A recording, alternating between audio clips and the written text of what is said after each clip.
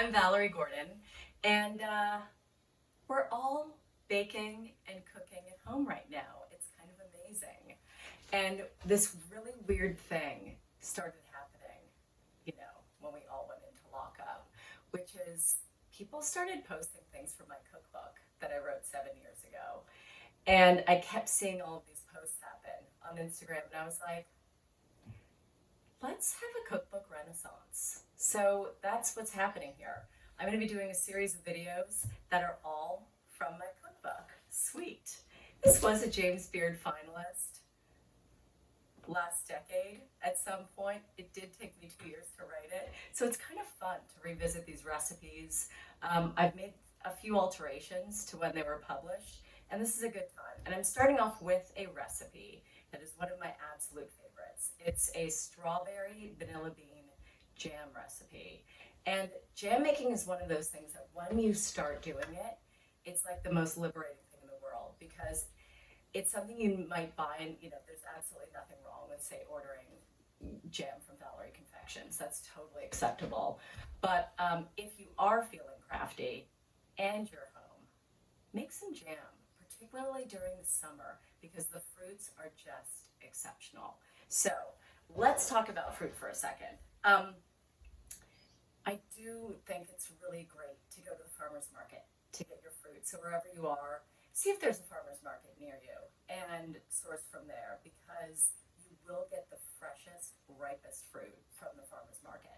So some things that you really want to look for in a strawberry is you want to look for solid color, and that means that you're going to get the best flavor, and that it has like a lot of sugar in it. It's got a lot of really good strawberry flavor in it. So notice I have no white shoulders on any of these fruits. That's what you want.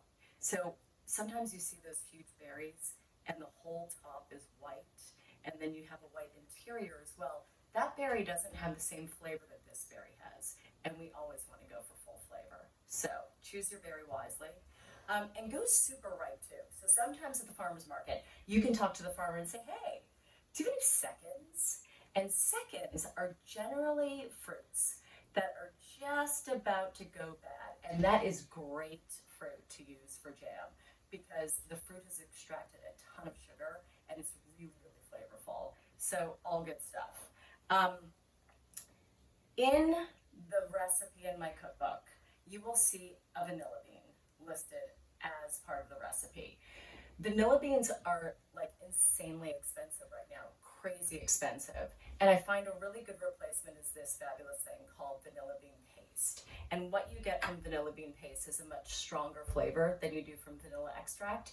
And you get all those wonderful little pods happening in there where you can really see the vanilla seed, and then you get that full, wonderful vanilla flavor. So I've already prepared the strawberries, and when you prepare the strawberries, you want to cut them so that they're all about the same size, and just look at that color. It's incredible. And what I've done here is I've macerated the fruit and sugar. So I have 6 pints of fresh strawberries, all cut in half, and I've macerated in 4 cups of sugar. Maceration is the process of soaking something in sugar, and what that does is that actually starts the cooking process, which is amazing. So I'm reducing my work time here. Generally, I advise to macerate the day before. So you cut up all your fruit, soak it in sugar, stick it in the refrigerator overnight. You come to make your jam the next day, and it's like half cooked already, which is pretty incredible. A couple tools that I love. This is a heat-proof rubber spatula. Love, love, love, love, because you really can hit every nook and cranny in your pot as you're stirring. These are great tools. Get a couple of these heat-proof rubber spatulas. All right, so we're going to start cooking the jam now. I've poured all of the macerating fruit into my pot, and I'm ready to start cooking. Now, when you start cooking your jam, take the temperature all the way up. If you're doing it on a normal range, go really high on the flame. And then you start to manipulate it as you move forward. So I'm taking this induction unit all the way up to high, because what I'm doing right now, the process that starts to happen here, is I'm removing the water and infusing the fruit with sugar as I break down the fruit. So this is the process of making jam, is we're cooking off the water and putting in sugar. And so what we want to do is get that out of the fruit as quickly as we can and get the sugar moving in, and then we get to play with it, and it becomes really oozy and fun and delicious. So this process only takes about 20 to 30 minutes. It's really, really fast with a strawberry, which is a great reason to start with a strawberry jam if you're a novice jam maker. It's just such a simple fruit to approach and have a good time with. Now, right now, I'm going to add in 1 tablespoon of the vanilla bean paste. And what the vanilla bean paste does is it really takes this jam to like a confectionery level. It's so delicious. So I'm going to start by just stirring pretty aggressively. And I like to stir constantly for about the first, 3 or 4 minutes to just, again, get that fruit to break down a little bit and get the water out of the fruit. So I'm just going to stand here and stir for a while. And then what I'll see happen is it'll start to boil. And after it boils, it really starts to come up. Like it's kind of like this torrent. And you see these, and really like this kind of doubles in size is what happens inside the pot. And after the water goes away, it drops down and becomes thick. So we're going to see all that happen here. It's a very satisfying process. The transformation of ingredients, it's one of the best things ever. So something else I wanted to mention to you is when you're making jam, make sure that the pot that you use is twice the volume of the amount of fruit and sugar that you're cooking, because it does bubble up substantially, and then it's kind of sad. You don't want things spilling all over your kitchen. So right now we've come to a boil. The fruit is just breaking down, and it's moving forward really quickly. Steam is rising. It's so satisfying. The aroma is hitting the room. We're just about 5 minutes in. This process is super quick. We're gonna check back in just a few minutes. So, at this point, the jam is bubbling really aggressively. It's like, it's a hot cauldron of fruit and sugar. That's what I have here. It's going crazy. So, at this point, I don't really keep my arm right over this hot cauldron perpetually. I generally do a couple stirs and back off. Because I've got that volume happening still and these huge bubbles that are boiling, that means that I still have a lot of residual water in this pot that's still boiling off. So we've got a little bit of a ways to cook here, probably another 10 to 15 minutes. I'm just occasionally going in and stirring. It smells so good in here. One of my kids just popped in and was like, it smells so good right now. So this is all getting exciting. It's starting to look like jam for sure. The fruit is breaking down a lot, and it's taking on more of a puree look to it. So we are getting somewhere really, really fast. Okay, so real quick, I'm going to touch upon weird jam making myths. So one of the first times I made jam, I was told that you could never turn off your pot while you are making jam. That's not true. So know that that's not true. Also know that you're never going to get in trouble while you're making jam. A lot of people will say to me, well, can I do that? You can do anything you want. And the deal is, nothing bad's going to happen. Nothing bad happens here. I just turned off the heat on this jam because I'm nearing the end phase of cooking. So the huge cauldron of boily, that started to settle down. And now what I have here is something that I need to skim from the top of the jam. So I always turn it off so that I can really see what I want to skim. And take a look here. Do you see the white matter that's on top of the jam? That's what I want to get rid of. It's just not pretty. It's totally edible. There's nothing dangerous about it at all or anything like that, but it's not pretty. It makes the jam look kind of corrupted. So I'm just taking a teaspoon along the top of the jam and skimming this foam off of it.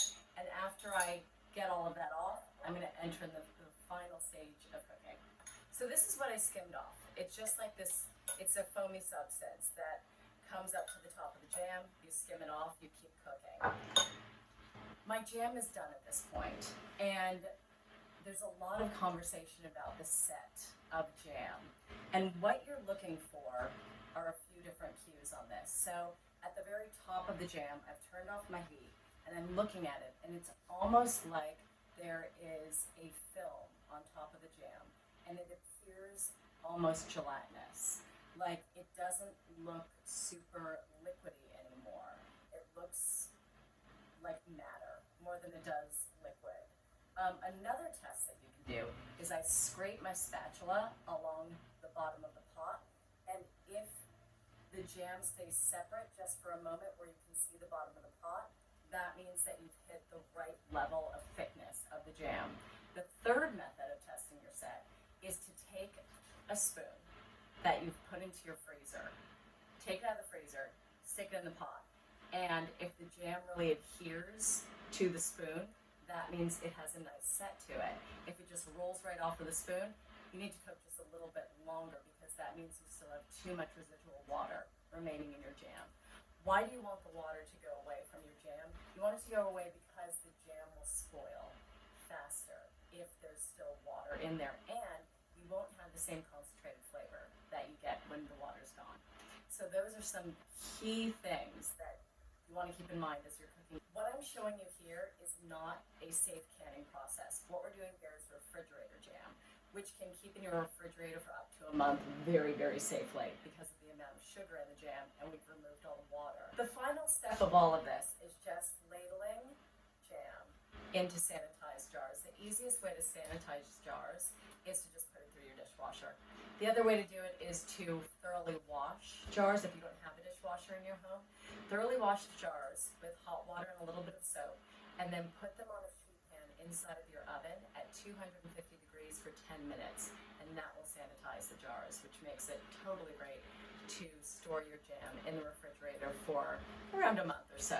Now, all I did is ladle this in, and I did ladle it in while the jam was still hot, which is what you want. These jars are great. These are from a company called Specialty Bottle. WEC is another incredible company that makes ridiculously chic jam jars. Kerr is another one. There's a ton of different jam jars that you can buy. Super easy. And if you don't even want to bother with jam jars, just put it into some Tupperware or something like that and stick it in your refrigerator, and then you've got your homemade jam ready to go. A few uses for jam, not just for toast. You can put it on ice cream. This strawberry vanilla bean jam on vanilla ice cream is incredible. You can make a fabulous strawberry daiquiri using this jam as a base and your blender and some ice. And the strawberry vanilla bean jam pairs exceptionally well with all goat cheeses. And if you're in a state that allows for foie gras, you're lucky.